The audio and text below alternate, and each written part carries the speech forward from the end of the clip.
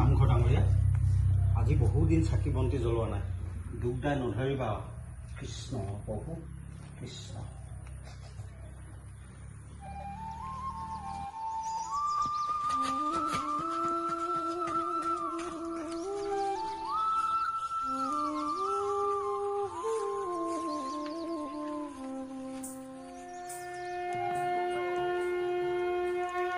খা ককা খা খাবহে লাগে কি দিন কেলাহে মাল যাম পইচা পাম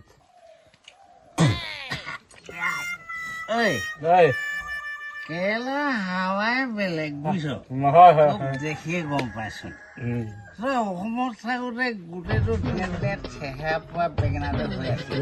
এতিয়া কেলা লাগিলে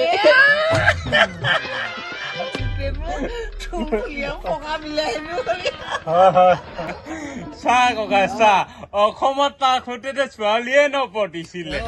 কেলালে যোৱা পা বোৱাৰীয়ে যে 7জনীমান পতি আছে মই যাবহে পোৱা নাই ফোনটো কৰিয়ে থাকে বাজিয়ে আছে মোৰ ফোনত কেলা বাকালিটো বঢ়িয়া চোকা মাল বুলি ক'লে কি বুলি কয় কচোন চুপা বুলি কব কালা পানী চুপা বুলি কব চুপা বুলি কব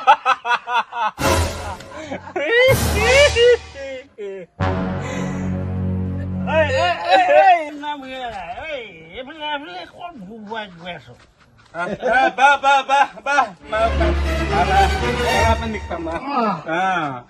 বগীধৰ দেখোন কেতিয়া আহিলা মই যে নালে পঞ্চয় নালে আনজে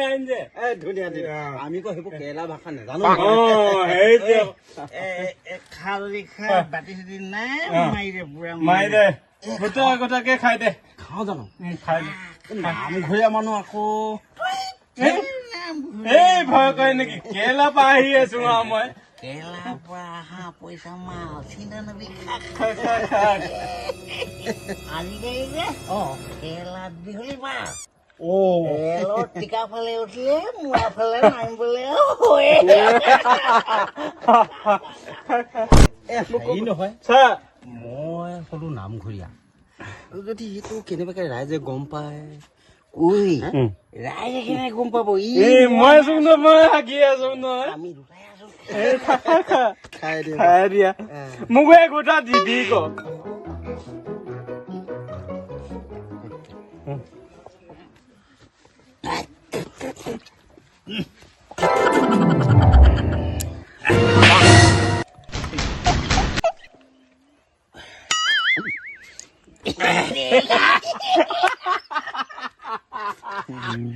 মই সেই মাজে মাজে গম নোপোৱাকে এঘুটি দুঘুটি খাওঁ খাব লাগে হলেও নামঘৰীয়া মানুহ বুজিছানে হলেও নামঘৰীয়া বুলি ক'লে মানে খং এটা উঠে দেই নামঘৰীয়া হ'লে আৰু কি খং মই আজিকালি চাকি জ্বলাবলৈ সেই আগৰ নামঘৰীয়া সেই এককালীন সাহায্য 15,000 টকা মই আজি 2 বছৰ চাকি জ্বলাই আছো কিবা এটা পাইছোনে নাই একোতো নাই তথাপিতো জ্বলাই আছিলো বাৰু কিন্তু এতিয়া যেতিয়া অহুকানে পহুকানে হনো এই পইচা সোমালে নহয় নামঘৰীয়া আগৰজনৰ একাউণ্টত ক'তা পইচা এটাকো চুবলৈ নাপাওঁ সেইকাৰণে আজিৰ পৰা মই নামঘৰত চাকি নজ্বলাওঁ বুলি সেই নামঘৰত সেৱা এটা কাঢ়ি থৈ আহিছো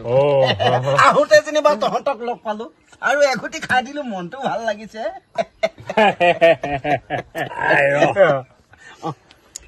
আমি অসমীয়া মানুহ ইমান দুৰ্বল হৈ গলো নে আমি অসমীয়া মানুহ ইমান দুৰ্বল হৈ গলে নহব নহয় নহব কেতিয়াও নহব আগতেও নামঘৰে আছিলে আছিলে নাই আছিলে আছিলে আগতেও পইচা পোৱা নাছিলে নাছিলে পাইছিলে নাই নাই নাই নাই নাই তেতিয়াহ'লে হা তেতিয়াতো চাকি বন্তি জ্বলাইছিলে জ্বলাইছিলে চৰকাৰে যেনিবা এককালীন হাইজৰ কিবা এটা দিলে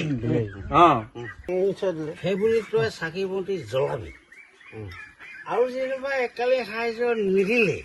সেইবুলি তই চাকি বন্তি নামঘৰত নজ্বলাবি নেকি হে আজি তই এককালীন হাইজৰ নাপাওঁ বুলি নামঘৰলৈ নাযাবি কালিলৈ মেধি হাত ওলাই নাযাব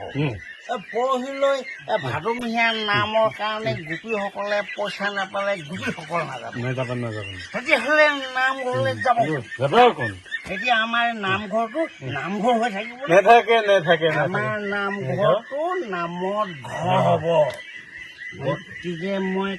তোক কৈছো ককাই ঠিক কৈছা আৰু আৰু এটা কথা কি চা আজি ছাত্ৰ ছাত্ৰী নোহোৱাৰ বাবে চৰকাৰী স্কুল কলেজ বন্ধ হৈ গৈছে সেইটো কথা এইবছৰ বাতৰি কাকতত যদি পঢ়িছ যদি পাইছ ল'ৰাজনীৰ মুখৰ পৰা শুনো চৰকাৰী স্কুল কলেজ বন্ধ হলে লছ আমাৰে হৈছে কাইলৈ যদি নামঘৰত মানুহ নাথাকে তেতিয়াহ'লে লছ কাৰ হ'ব ক'ত থাকিব লছ আমাৰ নহ'বনে লছ হ'ব এই ঘৰে ঘৰে পাতি লোৱা নামঘৰটোৱে এই সমজুৱা নামঘৰটোলৈ নিমিলে গাঁৱত যদি সমজুৱা নামঘৰটো নাথাকে এই ঘৰে ঘৰে পাতি লোৱা নামঘৰবোৰে সমাজখন একতা কৰি ৰাখিব নোৱাৰে গতিকে ককাই চা আজি যদি আমাৰ নামঘৰটোৱে নাথাকে আমাৰ নতুন প্ৰজন্মই সেই চৰকাৰে ঠায়ে ঠায়ে জগন্নাথ মন্দিৰ পাতিছে তালৈ যাব অৱশ্যে ভগৱানৰ ওচৰলৈ যোৱাটো আমাৰ কোনো আপত্তি নাই কিন্তু আমাৰ হাতাম পুৰুষীয়া নামঘৰটো যদি নাথাকে অসমীয়া জাতিটো থাকিবনে নতুন প্ৰজন্মই আমাৰ শ্ৰীমন্ত শংকৰদেৱ গুৰুজনা অমৰ বাণীবোৰ পাহৰি নাথাকোনে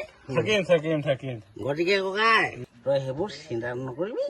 নামঘৰলৈ যাবি চৰকাৰ পইচা পাওঁ নেপাওঁ গুলি মাৰ কিন্তু তই চাকি বন্তি জ্বলাবি নামঘৰটো গাঁৱৰ মানুহৰ একতা কৰি ৰাখিবি তেতিয়াহে আমাৰ এই নতুন চামটো মানুহ হৈ থাকিব নহ'লে আমি এই নতুন চামটো আমি নিজেও ভৰি কাটি পংগু কৰি দিয়া আমাৰ জাতিও সেই শংকৰদেৱৰ সৃষ্টি বুজি পাইছ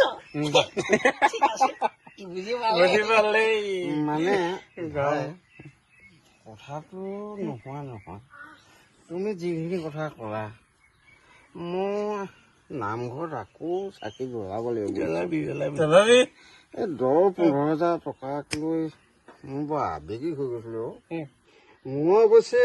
যিবিলাক মানুহে অসুখ কাৰণে কৈ ফুৰে একেবাৰে মোৰ মাথাটোৱে গৰম কৰি দিছিলে নহয় মানুহবোৰ আমাৰ বুবু বাবা আমাৰ নামঘৰটো আকৌ সুন্দৰ কৰি তুলিম নামঘৰীয়া হিচাপে নামঘৰত আকৌ চাকি জ্বলাম সমাজখন একত্ৰিত কৰি মই নামঘৰীয়া আকৌ চাকি জ্বলাবি নামঘৰ নামত চৰকাৰে নিদিলে কি হ'ব মইতো দিম 5,000 কৃষ্ণ ভাই মোক পইচা নালাগে মই এনেও চাকি জ্বলাম